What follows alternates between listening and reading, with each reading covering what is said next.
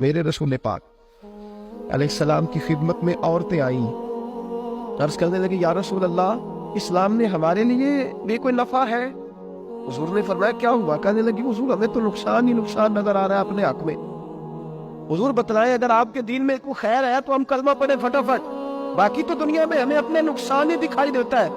یہ بھی امام طبرانی نے لکھا ہے۔ محبوب علیہ السلام نے فرمایا تم پہلے اپنی بات کرو، پوچھنا کیا چاہتی ہو؟ کہنے لگے یا رسول اللہ ایک تو ہم نے سنا ہے اسلام میں بھی ایک معاملہ یہ ہے کہ جن دنوں عورت ناپاک ہوتی ہے وہ نماز نہیں پڑھ سکتی، وہ روزہ نہیں رکھ سکتی۔ حضور یہ دینی نقصان ہوا، اور دو عورتوں کی گواہی ایک مرد کے برابر ہے۔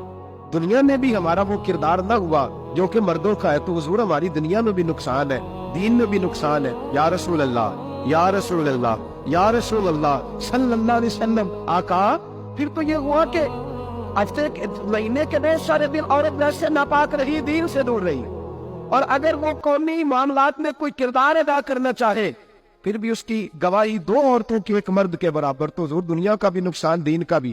میرے کریم نے فرمایا بیٹھ جاؤ، بیٹھ جاؤ۔ عورتیں بیٹھ گئیں تو محبوب فرمانے لگے تمہیں پتہ ہے جب کسی کے گھر میں بیٹی پیدا ہوتی ہے حضور کیا ہوتا ہے؟ فرمایا میرا مالک دو فرشتے بھیجتا ہے۔ فرمایا وہ آ کے گھر والوں کو سلام کہتے ہیں، جنوں اور انسانوں کے علاوہ ساری دنیا ان کے سلام کو سنتی ہے۔ فرمایا پھر وہ فرشتے اپنے پروں سے اس بیٹی کو ڈھانپ لیتے ہیں اور پھر اس کے سر پر پر پھیرتے ہیں، اور فرمایا پھر وہ ان کے باپ کو کہتے ہیں ان کی صحیح طرح پرورش کرنا، پھر ان کے ذمہ داروں کو کہتے ہیں، ان کے خاندان کے بڑوں کو کہتے ہیں صحیح طرح پالنا۔ اگر تم ان کی یہ لفظ سنو میرے محبوب کے، حضور فرمانے لگے رب کے فرشتے کہتے ہیں اگر تم نے صحیح پرورش کر کے بیاہ دیا تو اللہ قیامت تک تمہاری مدد کرے گا۔ کس طرح؟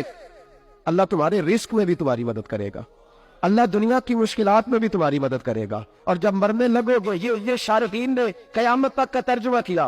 شارحین فرمانے لگے گویا حضور فرما رہے جب تم مرنے لگے گے بیٹی کی پرورش کرنے والے تو رب کریم تمہیں کلمہ یاد کرا کے تمہاری مدد کرے گا، اور نکیرین کے سوالات قبر میں آسان کر کے تمہاری مدد کرے گا، اور قبر میں جنت کی کھڑکی کھول کے تمہاری مدد کرے گا، میزان عمل پر تمہارے عملوں کا وزن زیادہ کرا کے اللہ تمہاری مدد کرے گا، پل صراط پہ تمہیں آسانی سے گزار کے تمہاری مدد کرے گا۔